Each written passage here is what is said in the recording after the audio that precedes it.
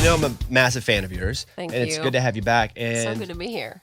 I saw that you had opened up for George Strait for a couple nights. Yes. That's just awesome. Man, everything is downhill from here. I realize. I'm like, I thought Parker was cool. I thought Ian was cool. No, not anymore. George. And you know is what? You my can man. tell Parker and Ian, they're not cool compared to George Strait, and they would even accept that. They would agree. They'd be like, I mean, man, George is just a whole nother category. You know, to me, the people that I grew up loving, most of them aren't alive anymore, but George is one that still is. You know, I'm not saying that to age him, but like, you know, he's been around a long time. He's been around, what, early 80s? Yeah, I'd say late 70s. I'd say early late 80s. 70s. I'm talking about like, Yeah. I mean, alive, yes. Yeah. But I'm saying, No, but like, yeah. He had songs in the early Really? late Yeah. 70s. So, and the reason I guess I knew this is because you had tagged me on a story, and I was like, oh, that's really cool, Catie. So I thought you just wanted me to see you opening for George Strait. No, you know, it was crazy because, you know, so George and I met in a hair salon. That's why when everybody gives me a hard time about paying money for hair, I'm like, it does matter because you could get it. You could end up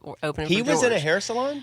Yeah, he was. That's the funny thing is, so when I was like 13, 14, you know, I was at that point where I'm like, I'm going to get my first like little baby highlights, you know, whatever. So my mom's friend's wife was like, you know, oh, you got to take her to Kim in San Antonio. She does George's hair.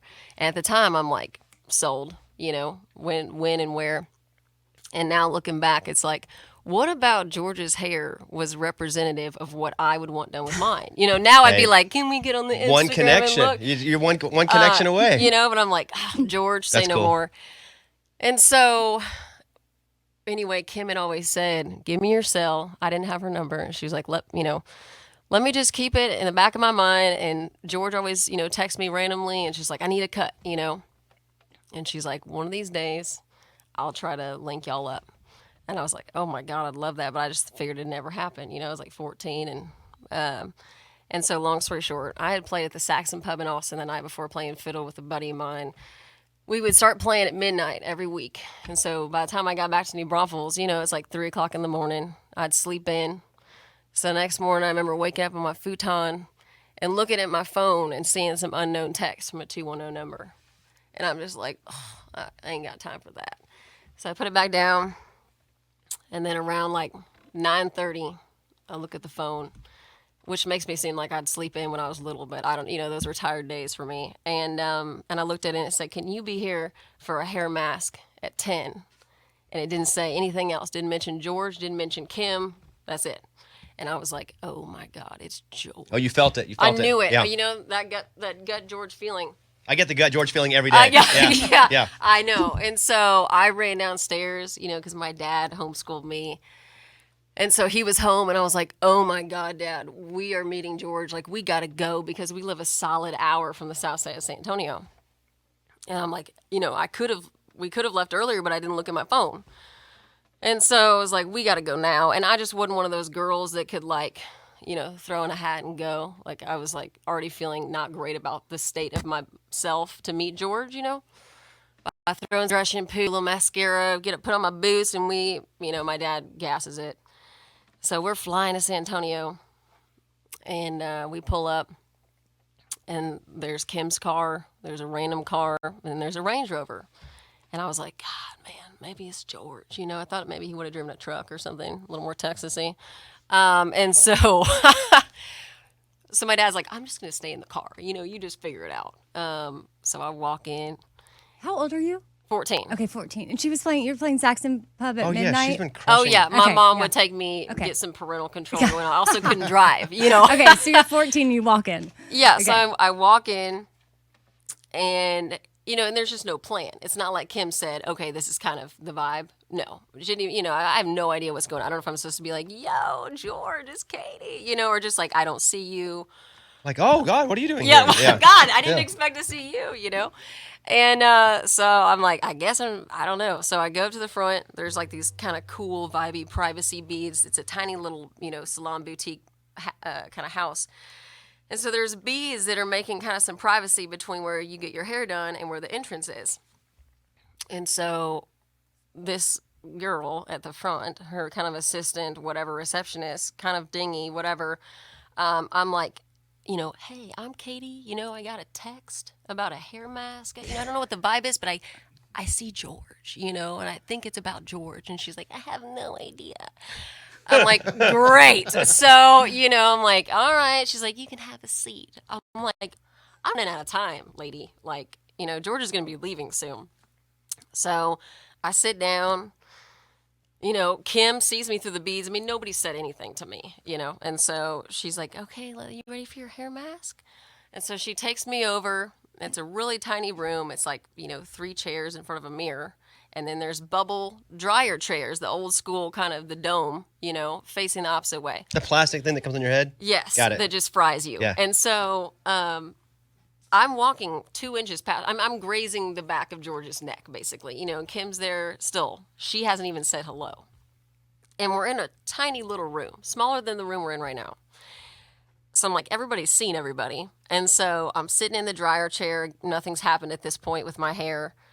And I'm just sitting there chilling. I'm like, okay, well, I'm facing George, facing the mirror. I'm like, I'm just not going to make eye contact, I'm pretending I'm on my phone.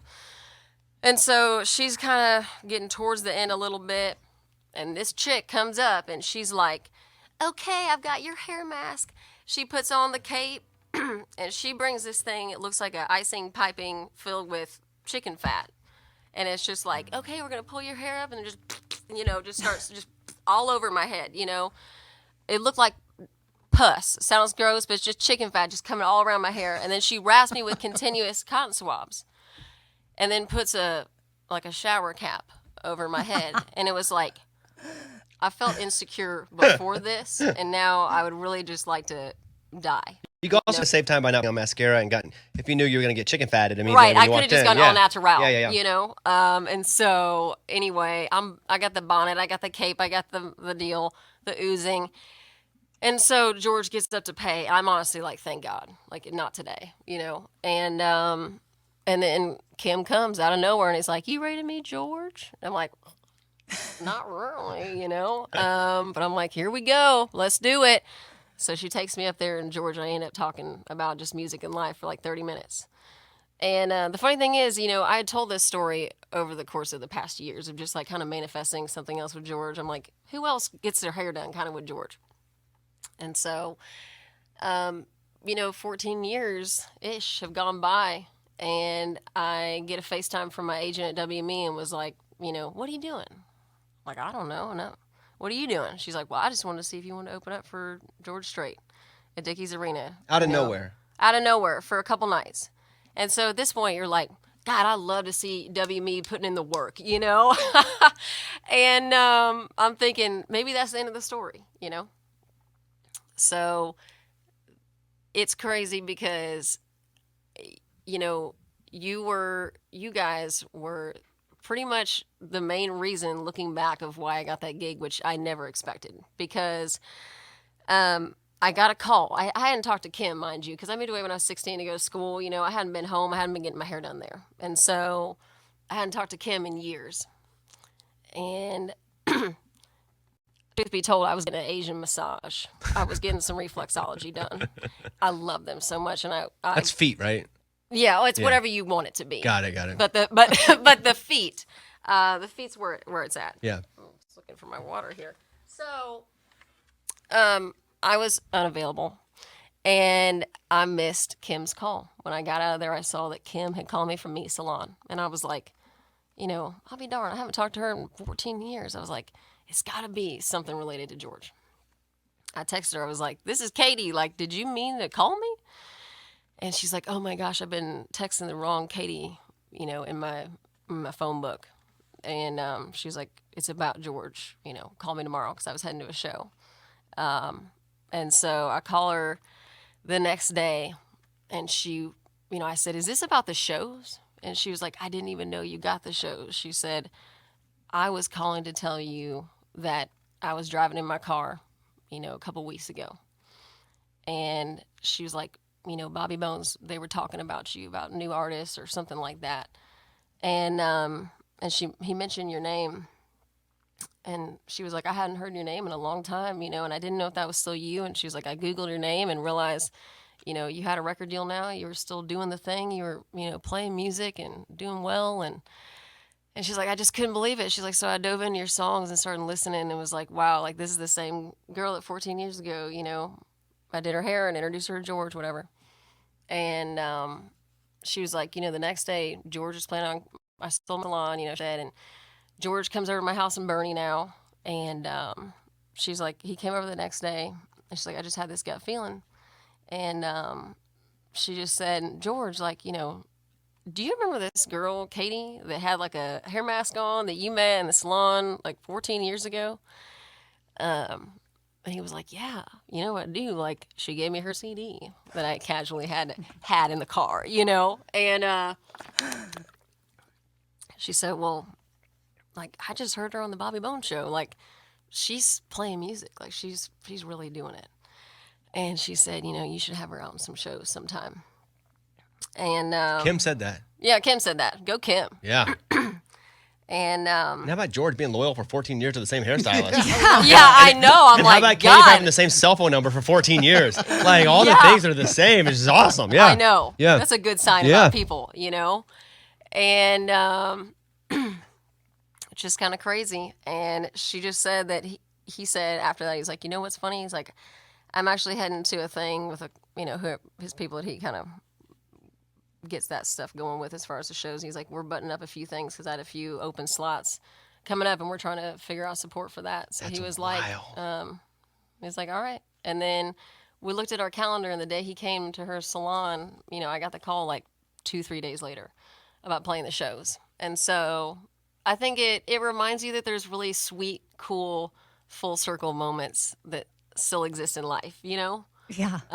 So I'm like, also, I believe in manifestation because I relentlessly told that story and was like, one day, me and George, you know, I always said that he would maybe be the bartender with some Codigo in the background on Don't Do It in Texas, but I got to play with him instead. How was the So- show? I mean, when you Oh, did you get to talk to him a few minutes before you went out? Did he come say hello, or was it No, it's you such a know- big deal? You know, everything's so separated. it's pretty separated. I would say they run a pretty tight camp. Yeah. You know, it's pretty much like nobody's in the hallway when George is walking through, like that kind of thing. He did write me a really sweet note Oh, that's cool. and sent it to me on our show poster, which was really cool, something to frame. It was just amazing. You know, it was the first time I'd ever done a circle stage. Not, you know, but where George is singing a couple songs at every microphone. So he's moving. And there are people looking at you from every direction. Yeah. So it's like, you better do some squats before those kind of shows because it's a lot of attention to your backside, you know? And it was cool because it felt more intimate. And we're at Dickey's Arena. And I'm playing there again with Parker on New Year's Eve. And that's a forward-facing, you know, stage. So I'll be curious to see how it feels then. But with the, you know, roundabout thing, it felt so intimate because the people are right up next to you. It's like I could almost look every single person in the eye, you know, all the way around except for the top row. And that was really special. So I'm just thankful. Now I'm ready to do it again. I'm like, yeah. George, when we doing this again? George! George! Kim! Where are you, George? George Kim. God. That's a really great story. So, Yeah, so yeah. good. So I never would have thought that she listened to the Bobby Bones show. Or that there's you know? George is still getting his hair cut from Kim. Yeah. Like that's I know. the big I've takeaway. not been that Yeah. loyal to a hair person. I'm gonna be honest. Even like, after she closes the salon, he's like, okay, I'll go to your go house, to your house in in Bernie. Bernie. Yeah. Yeah. No big deal. Yeah. commitment. That's So wild. you know, but he's had his band for years and years, the same guys, you know, and they've still got like their little music stand up and playing and they're just the best. Like I think that says a lot about an artist and somebody, you know, still be with the same people all Yeah. around. Got to introduce Parker to George for the first time too. You know, you guys Yeah. grew up around the same spot, and Yep. all of us were in Texas forever. Some of these guys were born there, and so George Strait is just like the foundation He is. musically of, Yeah. of that state. That's super cool. Have you met George? Yeah. Like, have y'all hung out? Like, what's been your favorite George moment? I think my favorite thing about George, we've probably met 3 times as far Okay. as like spend any time at all together. 2 work wise, 1 mutual friend type thing. Yeah. That he's not George Strait when he's not George Strait. Right. Nobody recognizes him. Yeah, he was in like little boat shoes and a He's like beach shirt when I met him. He's just a dude. And a baseball Like hat. he's yeah. Yeah. So I think that's my favorite thing is that there's no like air of George Strait. Yeah. He's just another guy hanging out. Doesn't want to be the George. I have one of our friends played golf with him, and they were doing karaoke in a bar after they had finished playing golf, and the guy was singing George Strait songs, didn't know it was George Strait in the bar. Wow. And then George Strait, he didn't go up to it. He didn't be like, I'm George Strait. None of that ever happened. But the funny thing was that the guy had sang like 2 George Strait songs and never realized that George Strait was like a table away from him the whole time because George Strait was in golf clothes and a hat. But I think that's probably the coolest thing. He's just reserved and quiet and nice. And Norma, his wife, is super sweet. Bubba's so nice. Just like good people. Amy, her uncle worked on George's ranch when she was a kid. Yeah, Oh, I mean, really? until he retired. Yeah, and speaking about working for people forever, like when my uncle retired, I mean, he lived out at the ranch and everything. Wow. Yeah. So, yeah. Was Shout this out. at what ranch was this? Like In like San Antonio? south of Dilley, near okay. Dilley. Well, my uncle, my dad, his family, they're from Dilley, but I don't know, was it Poteet or what's over there? I don't know I the don't even different know. areas. I went there as a kid, and of course, Yeah. did a photo shoot at the front gate with like the brand, like the G and the S, and I'm like, Dad, take more pics.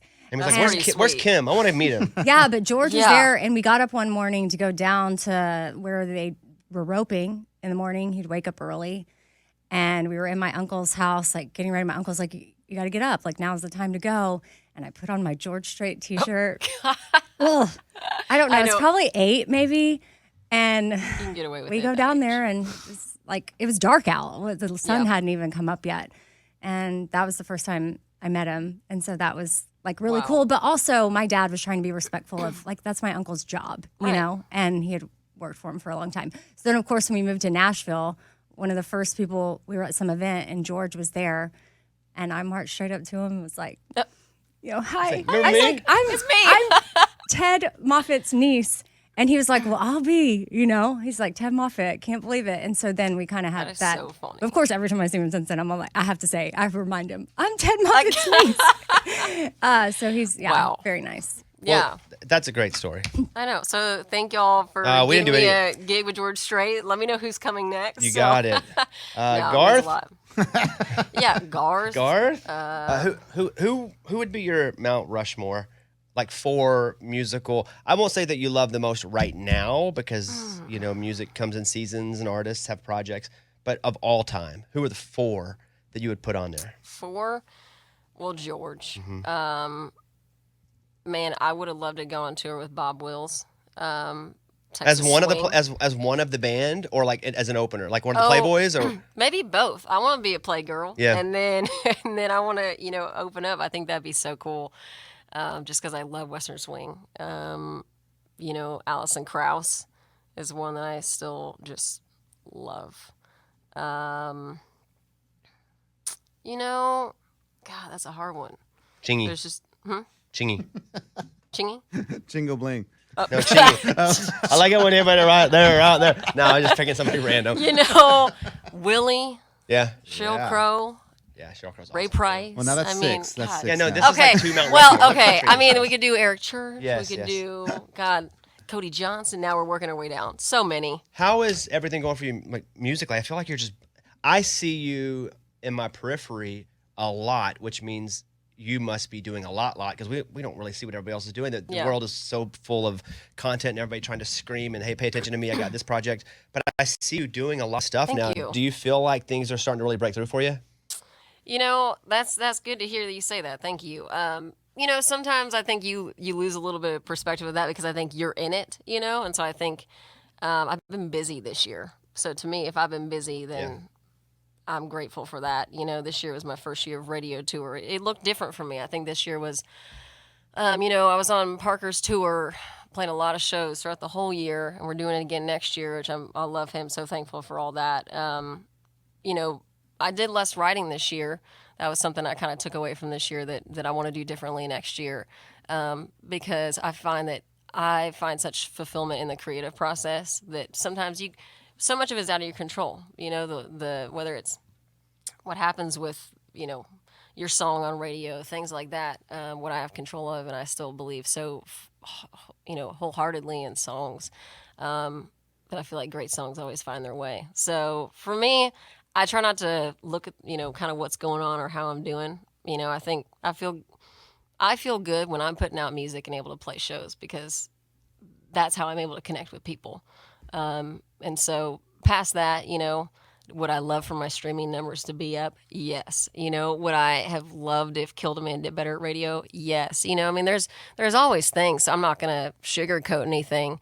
But I'm just grateful because I feel like I have an amazing team. UMG really supports the music I put out and lets me make the music I want to make. And that's rare. I've got good people around me. And so it's like, this is the long game. Like, I want to continue to build and put out music that I'm proud of and hopefully be a good person and play shows and connect with people. Hopefully be a good person. All the rest stuff she's going to do.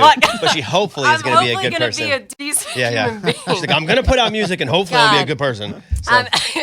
Well, Priorities, I get it. Yeah, I don't know. I hope people don't see me as like a douche. I think that I'm generally pretty nice. So not always. I was talking about a douche back there and we were yapping about somebody that's on my nerves. But tell us more. Yeah, no.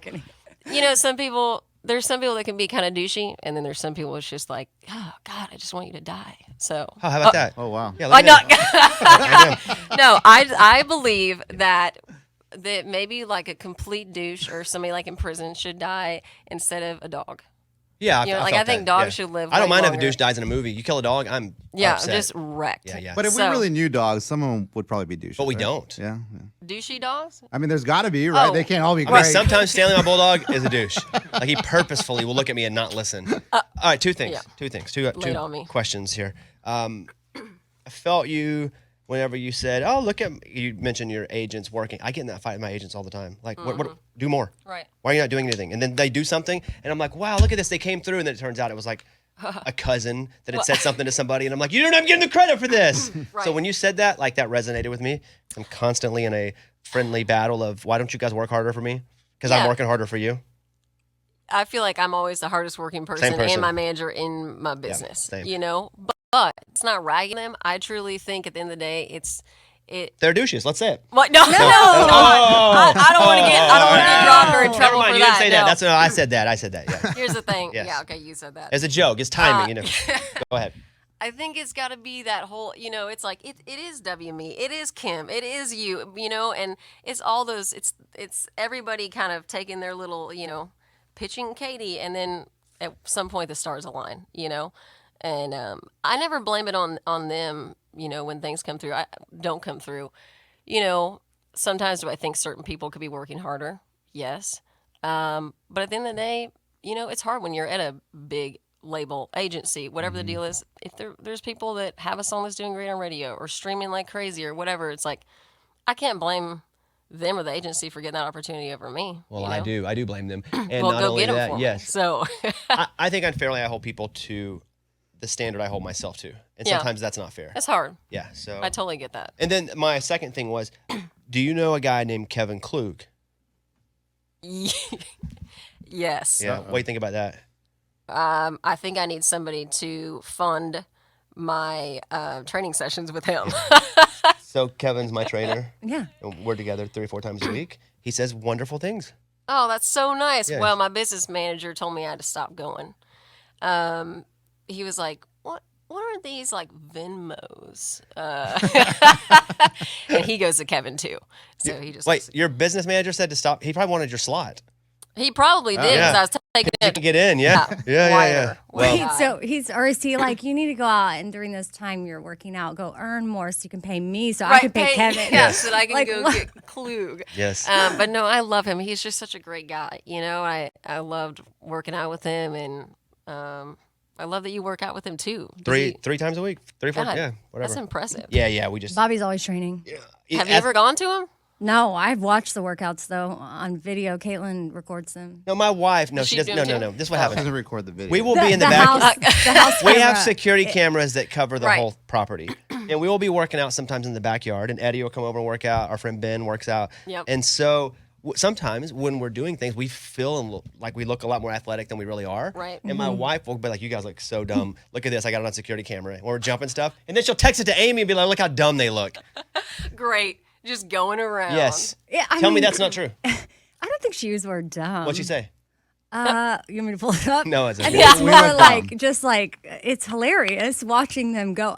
You know what? It's Yeah. impressive. You go all in. That's not what she Y'all- said. So impressive. Yeah. That's not what she said. Oh, It's okay. I think he's brutal though. I Yeah, mean, yeah, like he's brutal. it's I hate him. really hard. Like yeah, I'm he's a real sweating douche. profusely. Real douche. Douche. So yeah, if anybody wants to fund that, I'm just throwing this out there. It ain't cheap. Venmo at Catie Offerman. Okay, quick question. Then I want to hear you play something. Are you related to Nick Offerman? No, I'm related to no cool Offerman, but I would get messages on Facebook all the time. I'm just like, is there any relation to Nick? Like, nope. I didn't even know who he Who was. talks in that voice? Oh, well, I don't. Like, those are all like the random. Oh, that's the random person Yeah, voice. yeah. Is there any relation to Nick? Yeah.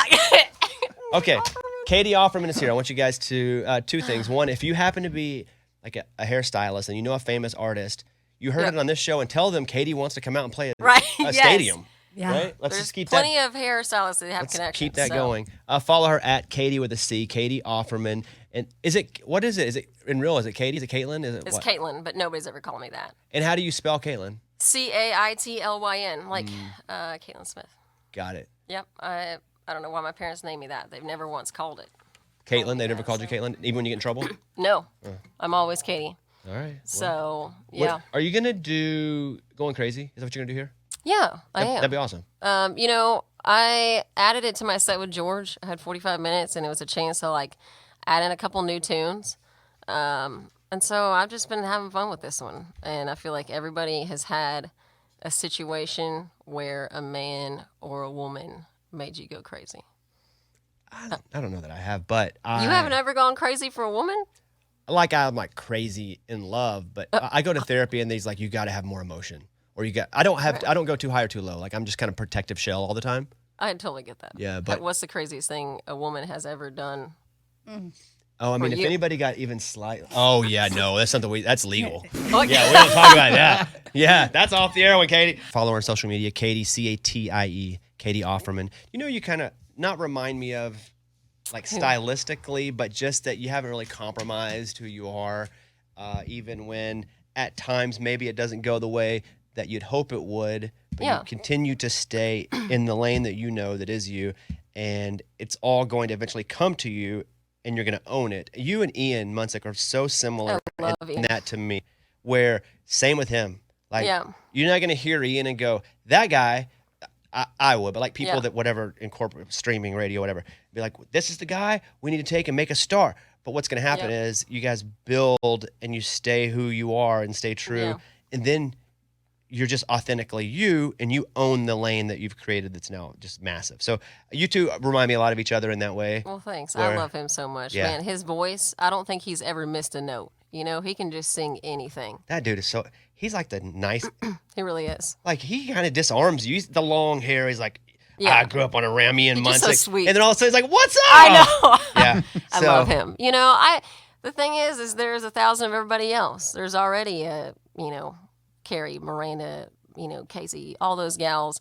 It's like, I always say, like, God gave me about 8 notes, you know? I don't have some crazy range. It's like, this is what I do, you know? That's why I always say, like, to girls and other people, it's like, don't worry about being anybody else. It's like, oh, you got you for a reason. You got to do you. And not everybody's going to like it. And I think if you do something great, sometimes it takes longer for people to come on board. You know, I think the more vanilla you are, you know, maybe everybody like, yeah, you have a bop, let's put it on the radio, whatever. But it's like, you know what? I want to make great music that I'm proud of. And because that's what I have my voice. So. And if they don't like you, they're a dude. They're a That's dude. right. Yes, They're yes, douche yes. canoe. There it is. All right, Catie Offerman, everybody. Thanks Good for to see you, having Catie. me. Y'all are the best. Love you guys. It's about